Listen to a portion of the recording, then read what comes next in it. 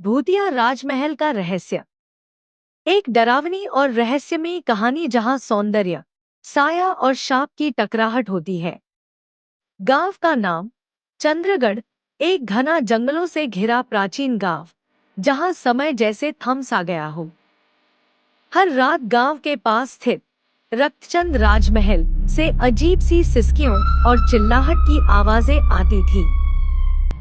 बहुत साल पहले राजा विक्रम सिंह ने चंद्रगढ़ पर राज किया था।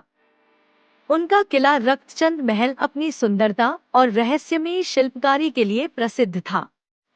राजा की पत्नी रानी सूर्यमुखी गांव की सबसे सुंदर स्त्री मानी जाती थी, लेकिन उनसे भी सुंदर थी उनकी बेटी राजकुमारी वायरा। उसकी आंखों में जैसे चांदनी बसती थी और मुस्कान में जादू।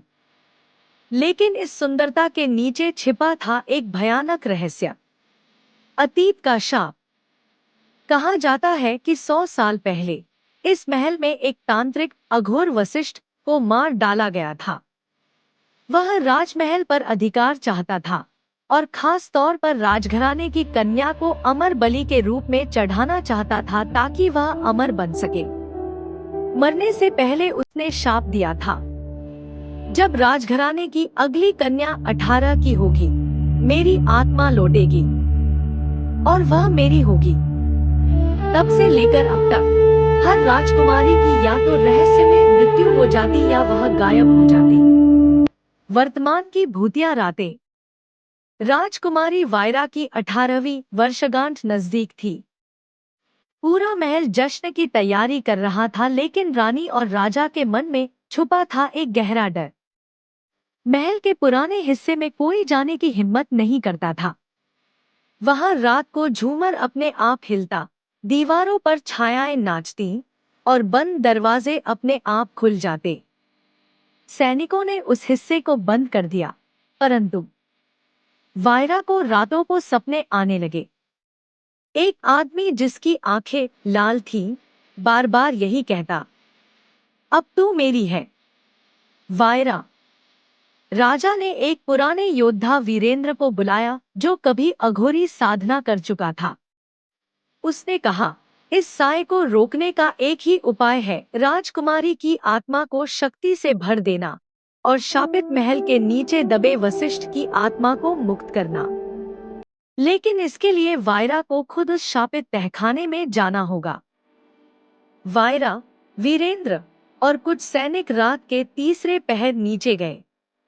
अंधेरे में बस मशालें थी और दिलों में डर। तहखाने में वशिष्ठ की आत्मा धुएं की तरह उभरी। उसके चारों ओर शव जैसी आत्माएं मंडरा रही थी। उसने कहा, वायरा, तू मेरी बलि बनेगी। एक भयानक युद्ध शुरू हुआ। सैनिक हवा में उड़कर दीवारों से टकराने लगे। वीरेंद्र ने तंत्र मंत्र से रक्षा चक्र बनाए, लेकिन वो टूटते जा रहे थे। तभी वायरा ने रानी से मिली एक रहस्यमयी माला पहनी, जो रानी ने सालों पहले एक साध्वी से ली थी। माला के प्रकाश ने वशिष्ठ की आत्मा को जलाना शुरू किया। आत्माएं चिल्लाई और धुएं में घुलने लगी। वायरा की हिम्मत, उसका तेज और रानी का आशीर्वाद, तीनों ने मिलकर शाप को तोड़ दिया। महल हिलने लगा और अघोर वशिष्ठ की आत्मा एक आखिरी चीख के साथ राख बन गई। पूरा तहखाना गिर गया, लेकिन वायरा और वीरेंद्र बच निकले।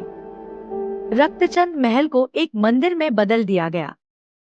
वायरा अब केवल राजकुमारी नहीं रही, वह चंद्रगढ़ की रक्षक बन गई।